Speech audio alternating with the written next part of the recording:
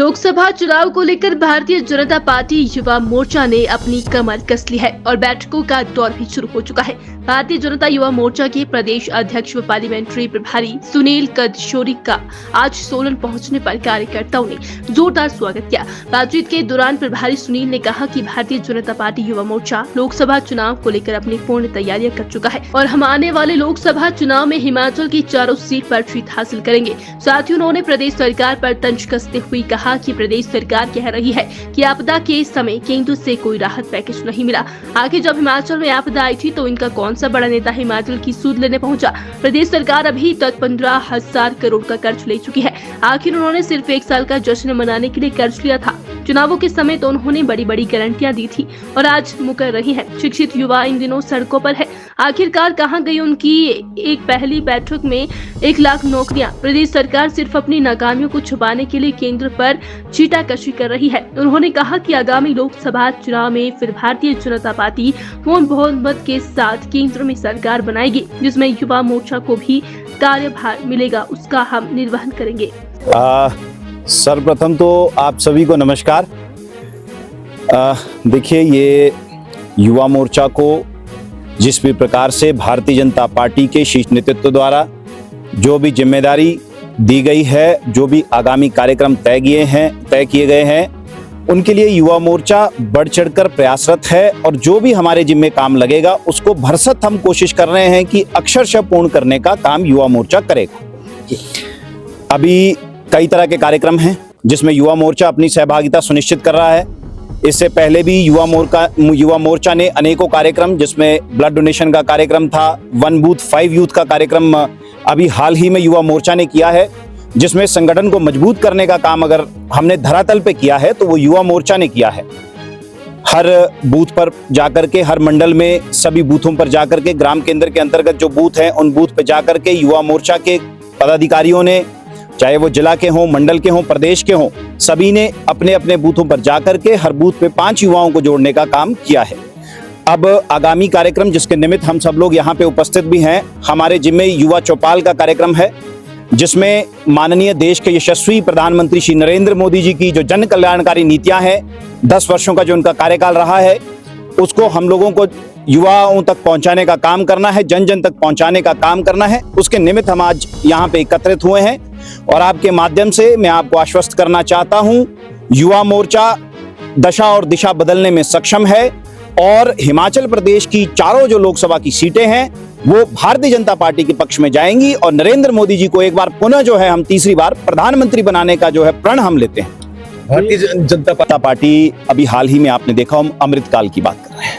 यह अमृतकाल 25 वर्षों का काल रहने वाला है, जिसमें प्रधानमंत्री श्री नरेंद्र मोदी जी ने यह सुनिश्चित किया है कि गरीब हो, नारी सशक्तिकरण हो, अन्नदाता हमारा किसान हो, युवा हो, उन सबको लेकर के, साथ लेकर के हम लोगों ने इस भारत को यशस्वी करना है और भारत को विश्व गुरु बनाना है। इस ओर अग्रसर होने का प्रयास जो है हम सब लोग मिलकर के करेंगे और सबको साथ लेकर के जो है मोदी जी इस सपने को पूर्ण करना चाहते हैं। क्या युवा मोर्चा का उद्देश्य सिर्फ भारतीय जनता पार्टी को लाना है या विकास के कार्यों की अगर बात करें तो देश की विकास में? देखिए, जैसे कि मैं पहले भी कह रहा था कि ये मैं चाहता भी था इस तरह का सवाल आप हमसे करें।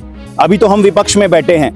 युवाओं का काम, आवाज को उठाने का काम जो है वो युवा मोर्चा करता है और उसमें भरसक युवा मोर्चा प्रयास करता है। लेकिन आज जो सत्ता में बैठी सरकार है, क्यों कोई उनसे ये सवाल नहीं पूछता कि क्या युवाओं के लिए वो उन्होंने किया है? अभी बात की थी उन्होंने पहली कैबिनेट, आजकल आप देख रहे होंगे ये मुद्दा चर्चा में है। जब पहली कैबिनेट होगी 1 लाख रोजगार हम युवाओं को पहली कैबिनेट में दे देंगे। कहां गई वो आज वो उनकी घोषणाएं? आप ये सवाल हमसे कर रहे हैं, जरा उनसे जाके पूछे ना जो सत्ता में बैठे हैं, क्यों 1 साल में उन्होंने जो आपने कहा था 1 लाख हम नौकरियां पहली कैबिनेट में दे देंगे, क्या हुआ?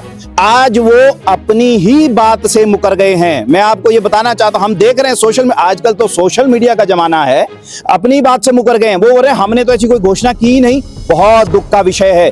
देखिए, युवाओं के साथ इस तरह का अगर आप व्यवहार करेंगे, युवाओं को ठगने का काम करेंगे, ये जो सरकार अभी प्रदेश में है युवाओं के ये खिलाफ चलने वाली सरकार है, क्योंकि ये भद्दा मजाक युवाओं के साथ किया जा रहा है। और अगर ये युवा, क्या वो हमारे भाई युवा नहीं है जो आईटी वाले बैठे हुए हैं धरने पर, अनशन पर बैठे हुए हैं? कौन उनकी सुध ले रहा है? बहुत दुख का विषय है। इस ओर ना कोई ध्यान दे रहा है। आप कह रहे हैं युवा, अरे ये हमारा काम है, हम आवाज उठाएंगे। क्यों प्रदेश की सरकार इस पर सोई हुई है? युवाओं के बारे में कोई बोलने को तैयार नहीं। नौकरियों का वादा किया था, कहां गए वो आपके वादे? क्यों आज जो है उन लोगों को सड़कों पर अपनी मांगों के लिए अगर सड़कों पर अनशन करना पड़ जाए, उनमें से 4 लोग जो आईजीएमसी में जाकर के भर्ती हो गए, हम मिलने गए, कोई इनसे मिलने नहीं आया, प्रदेश के लोग कोई मिलने, सरकार में बैठे सत्ता के धीनों कब जागोगे? क्यों उन लोगों की कोई सुध नहीं ले रहा? क्या चाहते हैं? कोई मर जाए, कोई अपने प्राण त्याग दे वहां पर, तब जाके ये मिलने जाएंगे? बहुत दुख का विषय है। राजनीति हो रही है सरासर इस पर, अपनी बातों पर खरे नहीं उतर रहे हैं और टिक्का टिप्पणी आप इधर उधर कर रहे हैं। ये बहुत दुख का विषय है और ये आप सबके समक्ष है। वैसा नहीं है कि मैं कोई अलग से बात कह रहा हूं। सर, हिमाचल सरकार कह रही है, बात पे पहले भी कहना चाहता हूं, ये केवल टिक्का टिप्पणी और आरोपों का काम करने का ये जो है किया जा रहा है। आप कह रहे हैं अभी तक पैकेज नहीं, 15,000 करोड़ रुपए का ऋण ये सरकार लेकर के बैठ गई है। वो ऋण किस लिए लिया गया? मैं आपके माध्यम से पूछना चाहता हूं, आपके लाखों व्यूअर्स होंगे, वो ऋण किस लिए लिया गया? केवल इस मात्र इसलिए वो ऋण लिया गया क्योंकि आपने अपना 1 साल का जश्न मनाना था। तब आपको ध्यान नहीं आया? इतनी बड़ी त्रासदी हिमाचल प्रदेश में हो गई, कौन सा इनके केंद्र का नेता कौन सा यहां पे आ गया?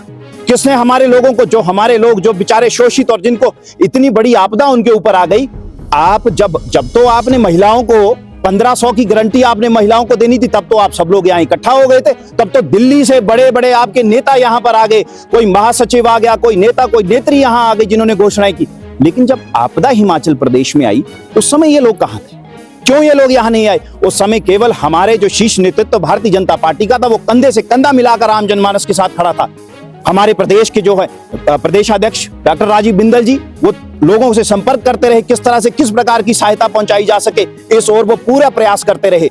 हमारे नेता प्रतिपक्ष जयराम ठाकुर जी अनेकों जगह वो लोगों से मिलने गए, जहां पे त्रासदी थी, जो बाढ़ से प्रभावित लोग थे उनको मिलने गए और उनको आश्वस्त किया, जो राहत दी जा सकती थी उस राहत को देने का प्रयास किया।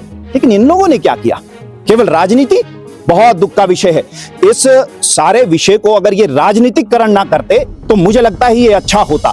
आपको पैकेज नहीं मिल रहे, किस तरह की पैकेज की बात कर रहे हैं? 200 करोड़ रुपए तो अभी हाल ही में इनको मिल गया, सड़कों के लिए मिल गया, लेकिन उसकी बात नहीं करना चाहेंगे, बात उसकी नहीं करना चाहेंगे। 15,000 करोड़ रुपए का ऋण आपने ले लिया, वो क्या था? क्या वो सहायता नहीं थी? वो क्या था? लेकिन उसकी बात कोई नहीं करना चाहेगा। यह बहुत दुख का विषय है।